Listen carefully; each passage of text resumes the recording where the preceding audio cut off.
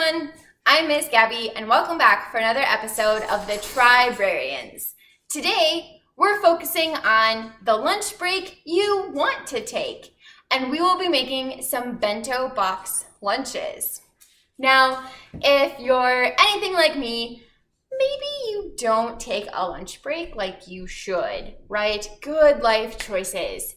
Or maybe you get really bored with your lunches. Maybe it's a last minute scrounged together, some leftovers, and you're never really looking forward to it. Maybe you make excuses to get takeout. Maybe you're just never quite satisfied. Today, we're going to make some fun and a little different lunches based on a tradition that's kind of growing. So if you're unfamiliar with the term bento lunches, it comes from a Japanese tradition and it really just means a meal in a box. So bento typically applies to the type of box rather than the type of food. So the boxes typically have lots of different compartments. Sometimes they stack on top of each other, but you can make a bento box meal with whatever types of containers you have on hand. Today, I'm using ones that look like this. So they do have two different compartments, which is nice for separating your different types of food. But the idea is that you really only need one container, or even small containers within your one large one, rather than trying to fit a whole bunch of different sized containers and baggies and things like that inside a lunchbox. So the idea is that your whole meal is ready to go right in one container. Another important aspect of creating a bento meal is that you have smaller portions, but of a larger variety of things. So you get a little bit of a lot of things. Of course, in the traditional, more popular Japanese style of bento boxes, you have staples of foods that are popular in Japanese culture. So you have a lot of rice, a lot of seafood, things like that build up your main portion of your meal. But the cool part is that you can make a bento out of whatever you have on hand, like we're going to do today, whatever you like, whatever you prefer, whatever you want to experiment with. So this is like the exact definition of a Try-Brarian meal. You can try a little bit of whatever you want. So today I have two different ones that we're going to try to put together. Looking for ideas on what to make, there are just so many. And some people make really, honestly, beautiful bento boxes. I definitely want my rice lunch to be in the shape of sleeping baby panda bears, and I totally want pizza bear muffins. Like, some of them are adorable and they almost look too cute to eat, and I highly encourage you to go look up on Pinterest, on the internet, for inspiration and ideas, because there are so many out there, no matter what you like to eat or what ingredients you have. Also, for different types of containers that you have, you really don't have to have a special box to make this in. I do want to highlight quickly a couple titles that helped inspire me and also educate me on how to get ready for today. So these are ones that are in our system. You can order them through Hedrick Public Library or any of the libraries that we share with. So we have Simply Bento,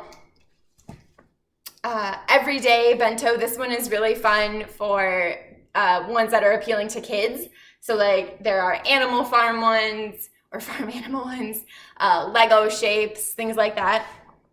And I really enjoyed the Little Lunchbox Cookbook, this one has a lot of really great ideas. I highly recommend you check it out. And there are also some really awesome ones on Hoopla, which is our digital streaming service for books, ebooks, audiobooks, etc. So if you're looking for some bento inspiration and what I make today doesn't appeal to you, you should definitely go online and check them out. So I'm getting hungry, so let's make some lunches that you're looking forward to. For my first box, I'm going to have my main dish be a salad. I'm a big fan of salads, especially in the summer and springtime. So the first thing, of course, is to wash your hands very thoroughly, because we're going to touch and kind of arrange our food to make it look appealing. So wash your hands and your produce very, very well before you start. So first, I am going to lay some lettuce and I have a little spring mix here. So we're gonna lay that in there so it looks good. Good amount. All right. Next, I'm gonna take some strawberries because that always adds a nice summery zing to it.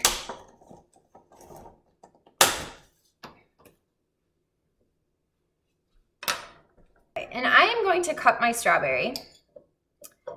And I don't know, we're gonna try to be a little cute with it, I guess. A part of the bento seems to really be arranging it in a way that is appealing, but also, you know, intentional. So with some love.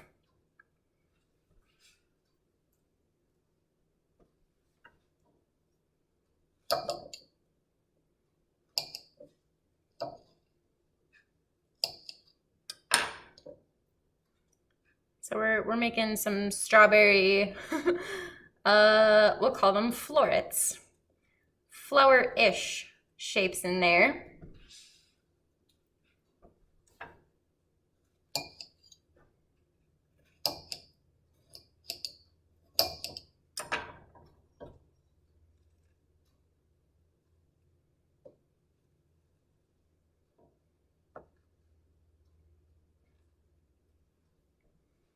I'm gonna put a little grape in the center of each of my flowers because I can. I don't know, we're experimenting.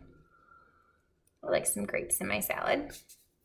And I'm also gonna add a small container in the corner here. We'll put that on that side so that I can bring my favorite dressing with me. So this is just a raspberry vinaigrette that I got from the store. So just a good little drizzle. All right. I am a big fan of grapes, so I'm actually going to add a few, whoop, there's a runaway one, into my side compartment here also.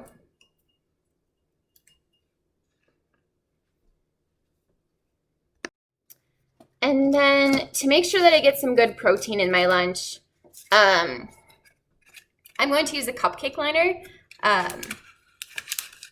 And maybe I have to take my grapes out first.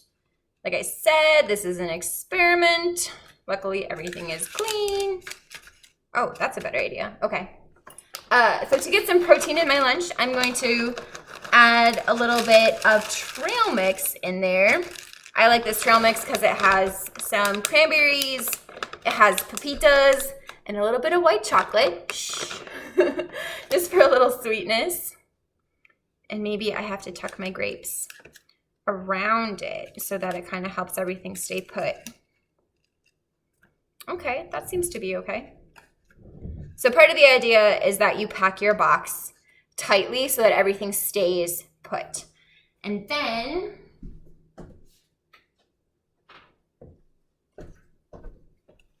I guess we pop on our lid and we are ready to go. All right, I mean, that looks cute and appealing. Nice and colorful. I've got some protein and some fruit in there. My lid is being uncooperative, but let's pretend with that part, okay? All right.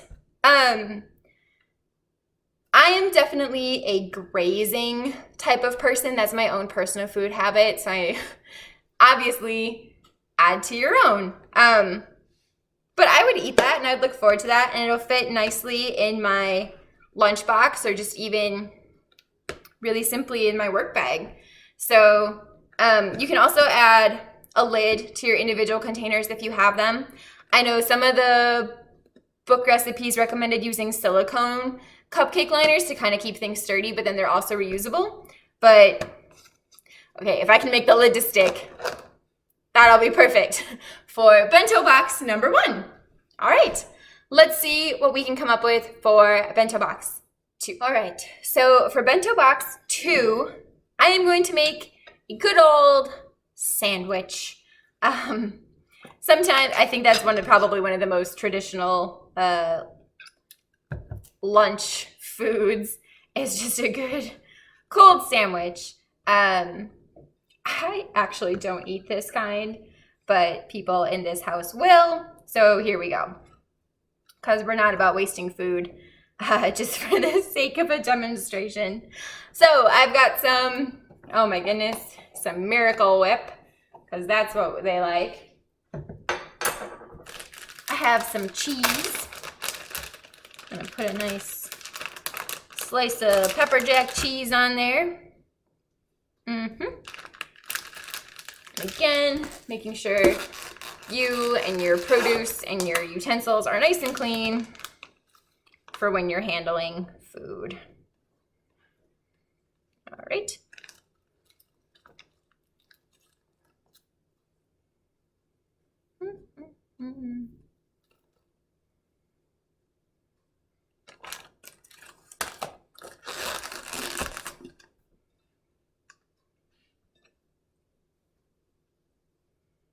All right, and in order to best put it in my bento box, I'm going to cut it into triangles.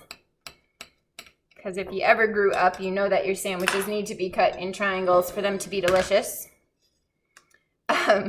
In the research for this mini program here, we make these really cool sandwich cutters. They're kind of like cookie cutters, but specifically for sandwiches. And some of them looked like dinosaurs and rocket ships, and I was like, that is so cool. I would definitely be excited about a sandwich if it was in the shape of dinosaurs. Oh. I'm also going to add some homemade, I guess this is just like ramen noodle coleslaw to the side, because let me tell you, that is a favorite here. So we're gonna add that in there.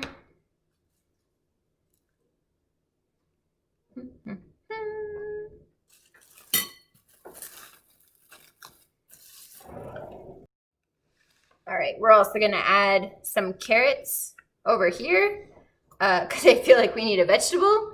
And also, even though they're up next to the coleslaw, the carrots won't get soggy or ruined. So,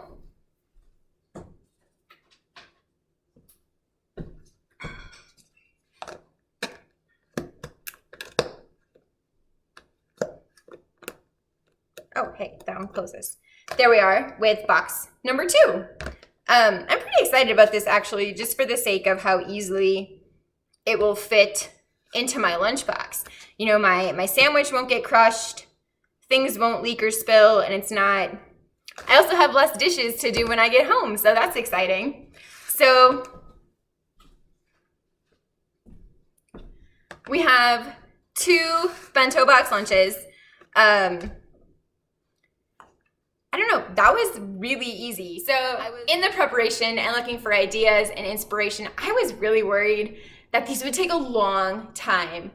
Some of them are so artistic and detailed that they will definitely take you a long time if that's what you want to put into it. But I think the cool part about the bento box lunch idea is that you can put as much or as little effort into it as you want or have the time or ability to, and yet I have an entire lunch in one box ready to go in the morning.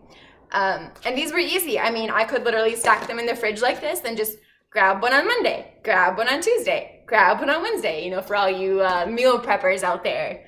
This is too easy. You don't have to remember, okay, I need this container and this container and this container. And that's really nice. This might become more of a staple in the librarian Gabi household. Maybe you'll see me around the office carrying my bento box. If you make bento box lunches and you have great ideas and recipes, be sure to share them with us. And I hope you look forward to the lunch break that you want to take.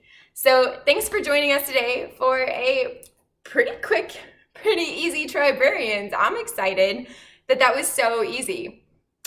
I'd love to see what you guys come up with. I'd love to know if you try it, so let us know, and be sure to tune in next time, and we'll see you all later. After all, it wasn't that hard. Bye, everybody.